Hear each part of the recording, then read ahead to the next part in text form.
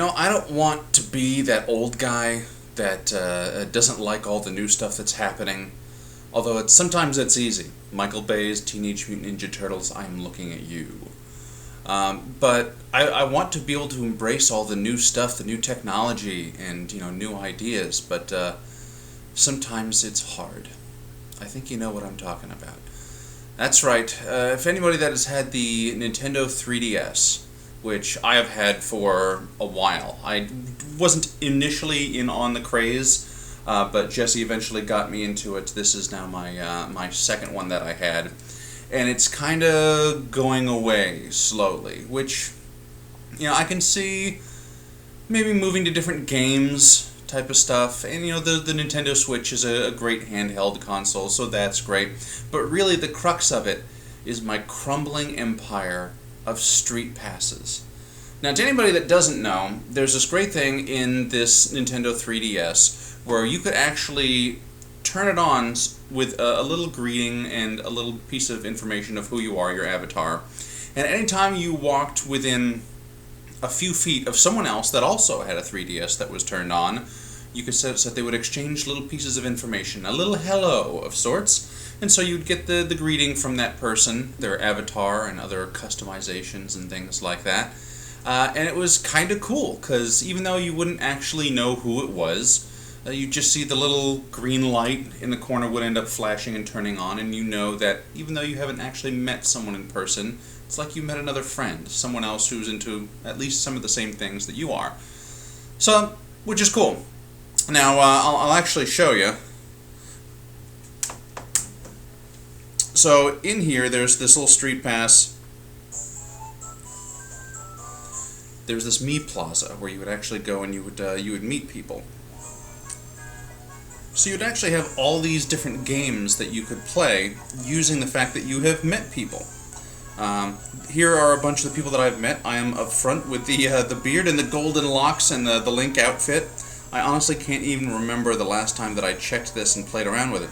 They had all these games you can see down at the bottom, from Puzzle Swap and the Find Me and Feed Me and Market Crashers and Slot Car Rivals and all sorts of stuff like that. And you could continue to accrue points and things like that. And I've done a lot of work on this. I've run into a lot of people. I've specifically put in the work to try to curate a vast number of people that I had met. Now, let's check out Puzzle Swap. So the idea behind Puzzle Swap is that you would have all these little tiny puzzles. Now, each of these puzzles was made of a bunch of tiny little pieces. Originally, each one of these puzzles were kind of completely blank. Each one of those boxes would be a question mark, and you'd have to collect pieces one by one. You could either spend some of your in-game tokens, your play coins down here, to randomly reveal a square, and really is random. Like, it might be one that you don't have, or you might reveal one you already have, which is kind of useless. But if you ran into somebody, you could take a copy of one of their squares. So if they happen to have one that you didn't, you could take a copy of it to help complete your puzzle. Now, if you can read here, out of all these pictures, which is a lot of them, out of all these pictures, like for instance, if we take a look at that, once you've completed a picture, you would get this cool little 3D animated thing. And it really is 3D, because with this 3DS you could actually turn on the 3D so that depending on how you moved it, it would look completely 3D, which is super cool. Only a few puzzle pieces on that one. Some of the other ones, there would be a lot more pieces to... Let's even get a good example. Yeah, there's a bunch more. You can see the grid is smaller there. So out of all those pieces, there are 1,682, and I have every single piece of every single puzzle, which meant that any person that I ran into could take whatever piece they wanted to help them out. Now, that was really cool. It was also really cool that any person that I ran into, they would see my face, they would see my avatar, and then they would gaze upon the glory that was a perfectly curated puzzle set, which is really, really rare. be impressed. If you're not impressed, if you don't know what a street pass is, be impressed. If you are familiar with street passes, you are probably very much impressed, and I thank you. But, so as they move from the Nintendo 3DS to the Nintendo Switch, there's nothing like this. There's no street passes. There's no, any of this stuff. So it's not like I can transfer this information to something else. And because it's moving away from this, there's fewer and fewer people who are dealing with this and know about this, and there's fewer people that care. And, that stinks. There's clearly a lot of work I put into this. And there's more people here, but you know what? We'll check them out later. Well, I'll check them out later. Oh well, I guess there's not much else you can do about that. Except for, of course, start the show.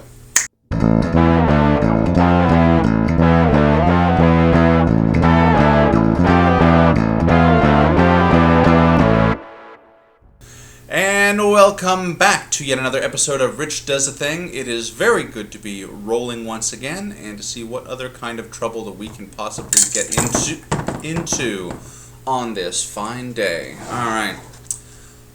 Cool. So, theme park rumors. That's awesome. So, I was telling you earlier about how there's so many theme park rumors that I hear about and I love and I want to share with you guys, but by the time I actually get around to sharing it with you guys, it's not so much theme park rumors as actual information, or it's not a rumor anymore because it's, they've thrown it out. So I want to get back on this, and they keep throwing more information at this, so I could not wait any longer, about Universal Studios' partnership with Nintendo.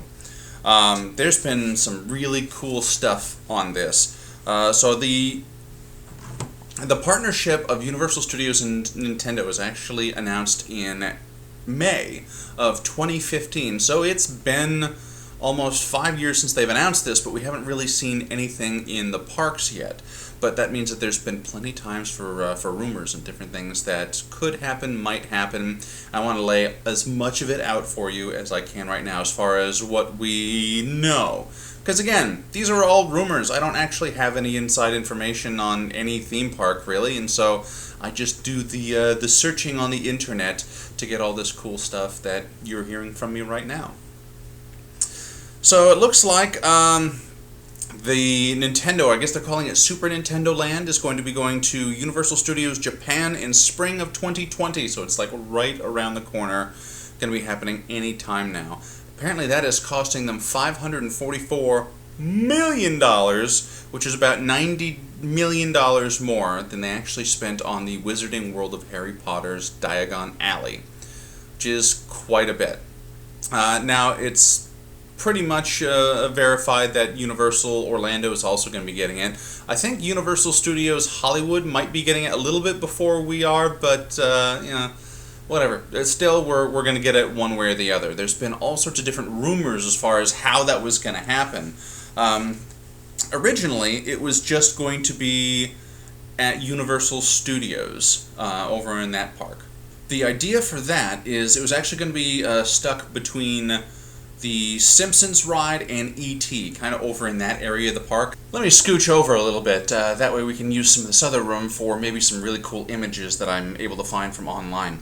So the idea originally was it was going to be stuck between the Simpsons ride and E.T., and they were going to have all sorts of really cool Nintendo stuff right there. So kind of like how Disney likes to have their castles. Well, it looked like the Princess Peach's castle from Mario was going to be the grand entranceway, which was going to be not only really cool from a video game standpoint, but I kind of like a good thumb to the nose to Disney as well. All the things that they were going to have as part of that, they were going to have some Super Mario stuff, some Donkey Kong, some Zelda, some Kirby, and a little tiny Pokemon Trading Academy, as well as a Nintendo Superstore. That Pokemon Trading Academy looked like it was going to be actually really tiny and almost insignificant, which is unfortunate, but who knows if they'll get worked into some other stuff. Pokemon is a huge brand, which is oftentimes stuck with Nintendo, and so it would be great if they could capitalize on that. Now, that was the idea kind of back before, and then I started to hear rumors about how maybe they were going to spread this out amongst all of their parks, all of their non-water parks anyway. So that would mean putting some stuff in Universal Studios, but that they were going to take Hyrule and that whole Zelda area out of there and put it into Islands of Adventure. In fact, there was a rumor going on in kind of the end of 2018 is when that rumor really started flaring out that they were going to be taking apart the Lost Continent and rebuilding it as Hyrule, which is going to be really cool, and actually wasn't going to take too much to do it. It looked like they were talking about putting a Zelda mini-land with a Hyrule Castle attraction, a forest village, an interactive play area, and a large Deku tree, which would have been really cool. Other possibilities, they were talking about doing a simple overlay of Poseidon's Fury and keeping the Mythos dining room, which is one of the most themed in any of all Orlando. So they were going to keep that pretty well intact, and they were just going to add some of the other stuff. The Sinbad stunt show went away like a couple of years ago, I want to say. I love Poseidon's Fury. It's really cool. If it had to go, I suppose they could do something with there. They talk about a simple overlay, which makes me think that maybe they would be sprucing it up, which, honestly, it's needed a bit of a sprucing up. It's a really cool attraction, but I could see how they could improve it, especially if they were going to do it as part of the Land of Hyrule. So if they're going to do that, then maybe they could take the space that was dedicated to Zelda and kind of expand the other stuff at Universal Studios, so that would be cool. But also, for a few years, we have known that Universal had rumored to be collecting land and that they were going to be building a third theme park. Now, they say it's a fourth gate because they kind of count Volcano Bay as a theme park that just happens to be a water park, but it's a really cool water park. Jesse and I have got a chance to check it out at some point, but I don't think I would call that necessarily a theme park. So anyway, their third theme park. So it's been announced, and it's Epic Universe. Universal's Epic Universe is going to be happening kind of right across from where the convention center is, down on Universal Boulevard. So it's been announced. They're absolutely going to make it. And as they continue to file plans, we end up finding little bits of more and more information as far as what's going to be part of this Epic Universe. Now, one of the big things is absolutely going to be a Nintendo Land in there. So, now that we look at what they're planning for Epic Universe, it kind of takes away a lot of the stuff that might have been considered for the Universal Studios. So, I don't know. I personally still think that they would be putting some Nintendo in each of their parks, kind of like they're planning on doing some of the Wizarding World of Harry Potter in each of their 3 parks, because if you do that, when you get the hardcore fans, they're going to want to go to each park and they're going to gain a ticket cost on every single one of those. So it's just kind of the smart thing to do. They're going to make a ton of money off of the Nintendo stuff. So looking at Epic Universe as a whole, so this is a 750-acre plot of land. This is a pretty big chunk of real estate we have here. It's going to be apparently like a Magic Kingdom type of layout, where there's going to be 4 different lands of sorts, all connected by a central hub. And there's going to be kind of one entrance and exit from each land, so there's going to be a lot of moving through that central hub. I guess that hub's supposed to have a lot of restaurants and shops and stuff like that, so it should be able to hold a lot of traffic that way. So they have not verified what these 4 different lands are, but there's a significant amount of speculation. In fact, so much significant speculation that I personally think we can lay down what those 4 lands are going to be. Are you ready? If you haven't heard, you're going to hear it right here, so, get excited. So yes, Super Nintendo, Super Nintendo World, Super Nintendo Land, whatever you want to call it. There's going to have that Nintendo thing in one section. There's also going to be a section for Fantastic Beasts and where to find them. Now, out of all the rumors, that's the one that popped up first, along with Nintendo, but with all the latest stuff that I've looked up, that's been almost the least verified, but I don't see why they wouldn't do some sort of Fantastic Beasts and where to find them. So anyway, Nintendo, Fantastic Beasts and where to find them, How to Train Your Dragon, actually is the 3rd land, and kind of a curveball that I didn't really see coming, Universal's Classic Monsters. So that would be the fourth land, where there, like the Wolfman and Frankenstein, Dracula, all those classic monsters. So it would be kind of really cool to see what would be happening there. There's going to be all sorts of really neat stuff there. It looks like, I don't know if it's connected to the hub, you can kind of see it in the picture. There's going to be this dual launching coaster. Universal, I imagine, got a lot of flack when they shut down Dueling Dragons, because it was a really cool coaster. I mean, it actually was really neat. Now, if you loved Dueling Dragons, and if you miss the fact that they tore it out and basically threw it in the garbage, from what I understand, if you go to Busch Gardens in Tampa Bay, there is a roller coaster that is essentially one of those tracks. It's been there forever, because they basically just kind of bought, that same roller coaster from whatever the manufacturer was. But apparently it's the same track, the same layout as one half of Dueling Dragons, so go check that out. Now, specifically for Nintendo, since that is what we are focusing on this time, for the Nintendo part of Epic Universe, the information that we have so far is that it's going to feature the highly anticipated Mario Kart ride, which everything that I've heard from so far is that it's going to be a cool, like a ride on a track, but it's going to be like you're participating in a Mario Kart game, kind of in person. That would be going between a few different landscapes and using augmented reality. So the idea is that you'd have this helmet thing on your head face, and that you could still see all the things around you, but that they would overlay some interesting things, like perhaps the car that's racing next to you that actually has your brother Jimmy. Instead of Jimmy, they would have an overlay so that it would be like Bowser in that car racing against you.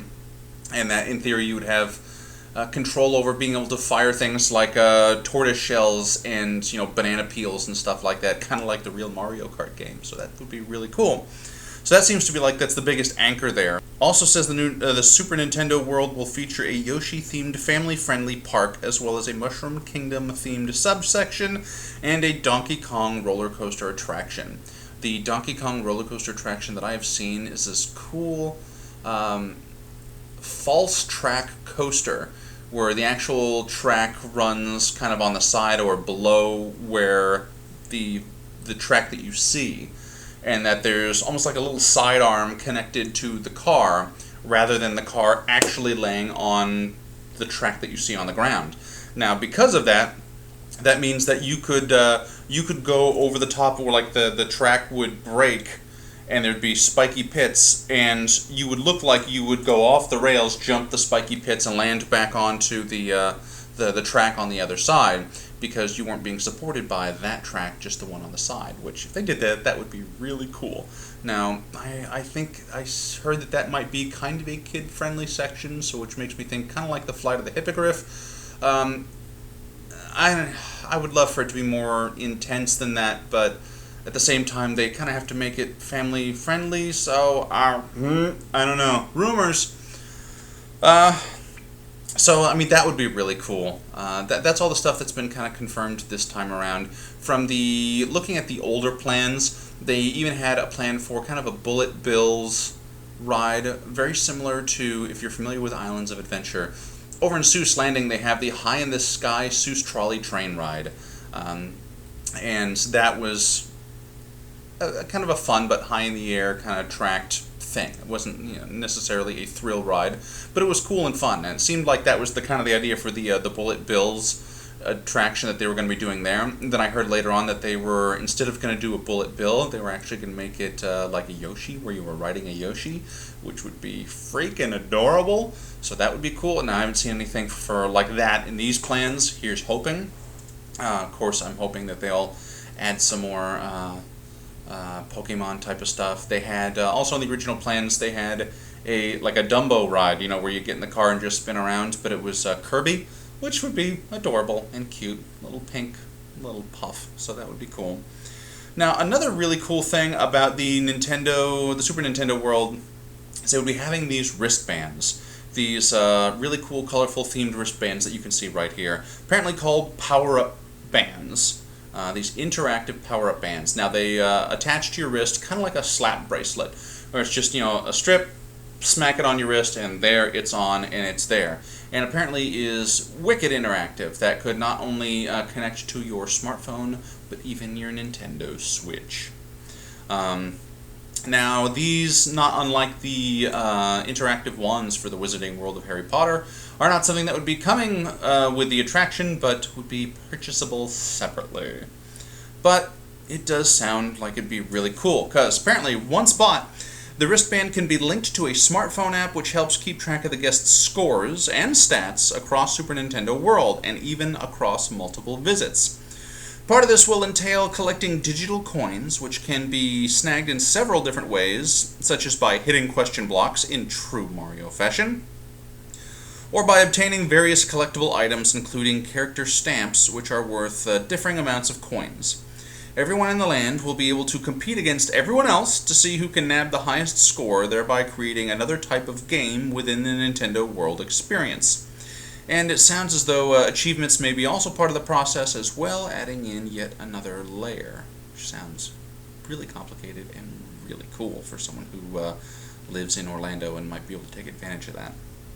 The last big piece of this interactive gameplay is something called key challenges, which will have visitors collect virtual keys as they walk around and explore the land.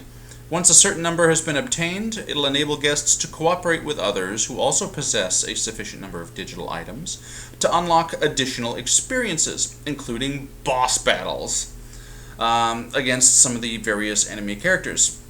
So far, the only one whose key challenges has been detailed is Koopa Jr. has robbed a golden mushroom and stashed away the 3 keys that it was holding. So, there's that. There's also one final item of note in this effort to make guests feel as though they are part of the game world: the ability for the app to transmit your performance data back to your Nintendo Switch console, opening up a possibility of some sort of home functionality, which in turn opens up the possibility of an around-the-clock experience. The potentialities here are pretty endless and not just a little revolutionary.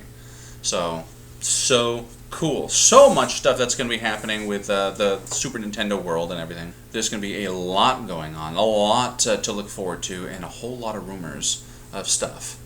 So that would certainly be something to keep our eye on. There's lots of cool different things happening. I know Spaceship Earth, I think, is closing fairly soon. I want to say like May. I think I read something about May. I don't have the actual information in front of me. How I was telling you about how they're redoing Epcot. They're going to be redoing all sorts of different stuff there. So that's going to be well on our way. I think Jesse and I might be going to Epcot semi-soon. We don't know exactly when. But that should be a fun experience, and who knows? Maybe if things work out and if you're good, then maybe we'll take some video and some stuff like that while we're out and about, so you can travel along with us for that, thing. I haven't had a chance to check out the Sonic movie yet. That might be a thing that I'm doing later today. Of course, you're not actually here with me, so you don't know what day today is. But that's fine. Maybe you'll find some sort of mention on social media.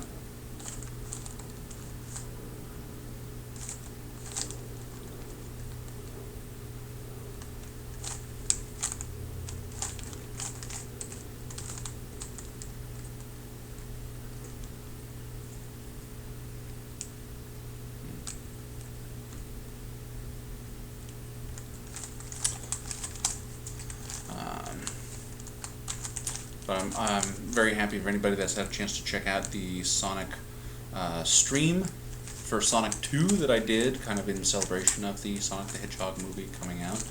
That was a lot of fun. I'm looking to do another stream here fairly soon. I'm not sure if that's going to actually end up coming out before or after this episode actually hits the space waves, the intertubes, the whatever it is that you want to call it.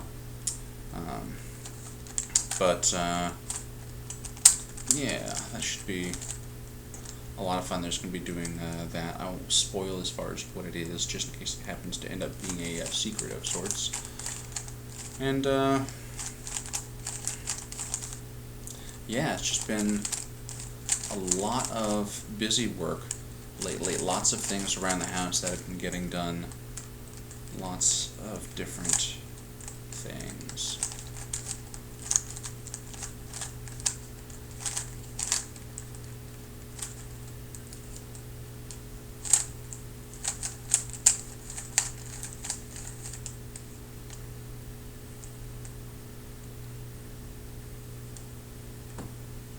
That was a thing. That's a thing that happened. Alright, let's move on from our theme park rumors. We have, looks like a small instance of the mailbag. So I got a piece of mail, and I got this piece of mail back when my computer was kaput, so I wasn't actually able to address it, but I wanted to at least address it as soon as I could. Anyway. So dear Rich, I know how to solve a Rubik's Cube, but I also want to see your methods that you use. Signed, Christopher, from... well, it doesn't say, so I guess from the internet. Well, thank you, Christopher. Sounds like you already knew that I knew how to do a Rubik's Cube, and if you want to know how I do it, then I will absolutely tell you, but I have a feeling that that's going to take a little bit more time than what we have right now, so we will we'll use that as maybe a future episode coming up soon. Don't worry, I'll try to get that out to you very soon. Thank you very much for writing this super short version of the mailbag. Alright, that leaves us lastly with, yes. So continue to check us out here at Rich Does a Thing at YouTube. Check us out on Facebook at Rich Does a Thing. There, find us on Instagram, on the Twitter, on the any social media application that you can possibly think of. We're there and we have a presence. There's a whole heap of stuff that I'm going to be working on that I've already filmed and getting out to you. So get excited. This is going to be a lot of fun. Thank you so much for hanging out with us. And until next time... properly. What? Shite we might. I need to think of something to say there, because that... Alright, well, bye!